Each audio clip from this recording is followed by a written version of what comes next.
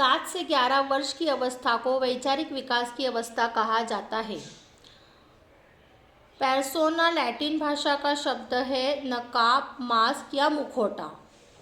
Psychological interpretation Allport की रचना है। व्यक्तित्व के 6 विशेषक होते हैं।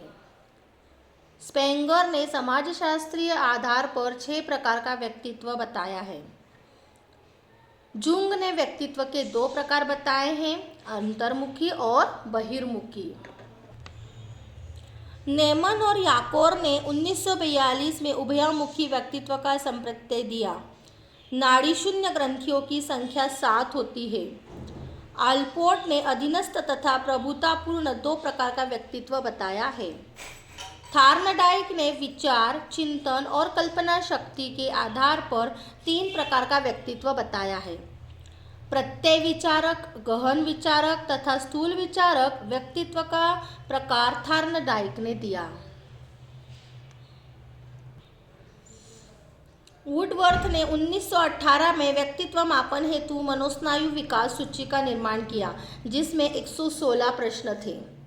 वुडवर्थ ने 1918 में व्यक्तित्व मापन हेतु मनोस्नायु विकास सूची, आपको ये याद रखना है, मनोस्नायु विकास सूची का निर्माण किया है वुडवर्थ ने, जिसमें 116 प्रश्न थे। समाजनीति के जनक जे.एल. मोरेनो है। समाजनीति के जनक जे.एल. मोरेनो है। प्रसंगात्मक बौद्ध परीक्षण के प्रतिपादक मार्गन व मुरे हैं। CAT का प्रतिपादक लियोपोल्ड बैलक ने किया। CAT का प्रतिपादक लियोपोल्ड बैलक ने किया।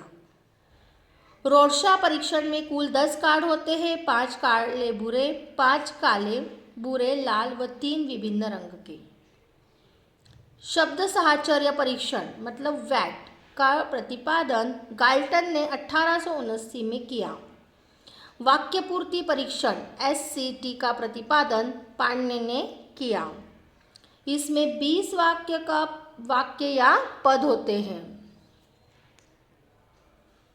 निर्माण परीक्षण विधि में और हार्टशोन द्वारा प्रतिपादित की गई।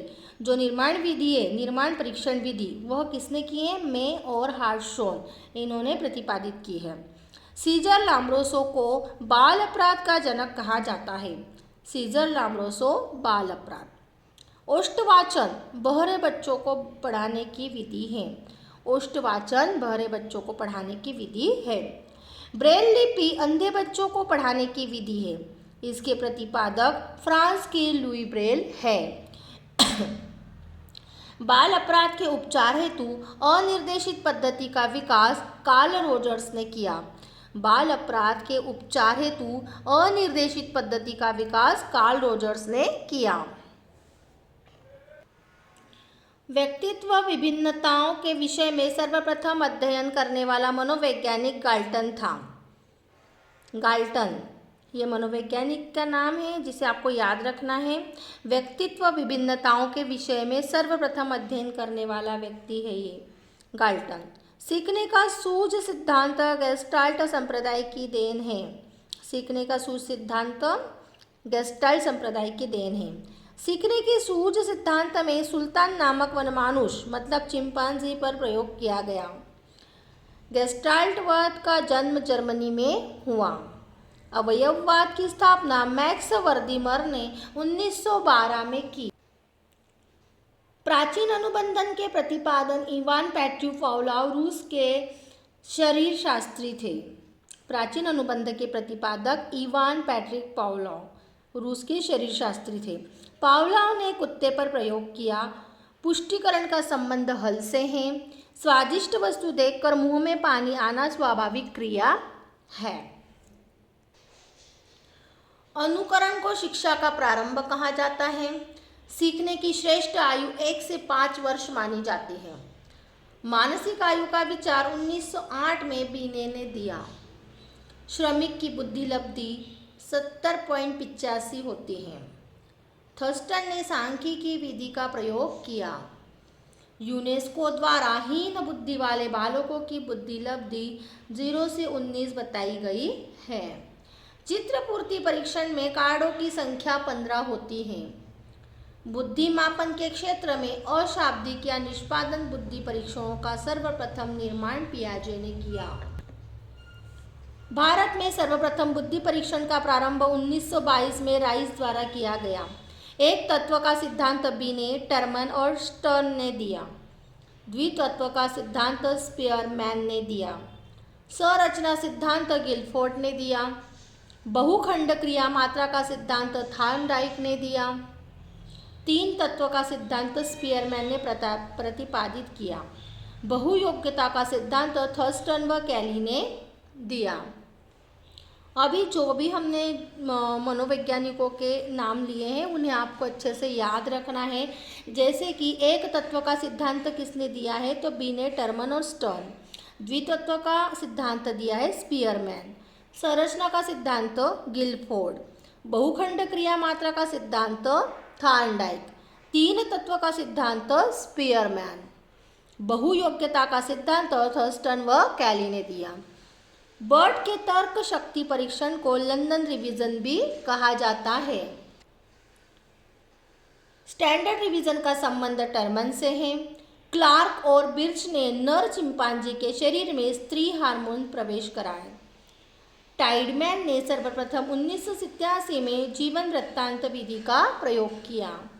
लंबात्मक विधि में एक ही बालक का अध्ययन किया जाता है।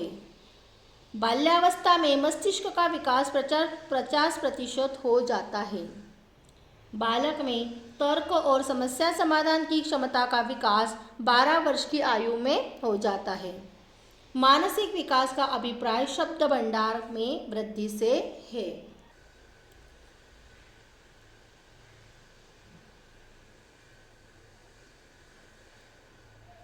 सामान्य बालक प्रायः 11 माह मतलब 1 वर्ष की अवस्था में बोलना सीख जाता है। ऑडिपस और इलेक्ट्रा ग्रंथि बाल्यकाल में विकसित होती हैं। ऑडिपस और इलेक्ट्रा ग्रंथि बाल्यकाल में विकसित होती है। बाल्यावस्था को शैक्षिक निर्माण की अवस्था कहा जाता है। किशोरावस्था को शारीरिक विकास की अवस्था कहा जाता है। जो किशोरावस्था होती है उसमें शारीरिक विकास मुख्य रूप से होता है और हमारा जो बाल्यकाल होता है उसमें शैक्षिक निर्माण होता है। जन्म के समय शिशु की लंबाई 20 इंच व मस्तिष्क का भार 350 ग्राम होता है। नवजात शिशु में हृदय की धड़कन 1 मिनट में 140 बार, 12 वर्ष की आयु में 85 बार तथा किशोरावस्था में 72 बार होती है।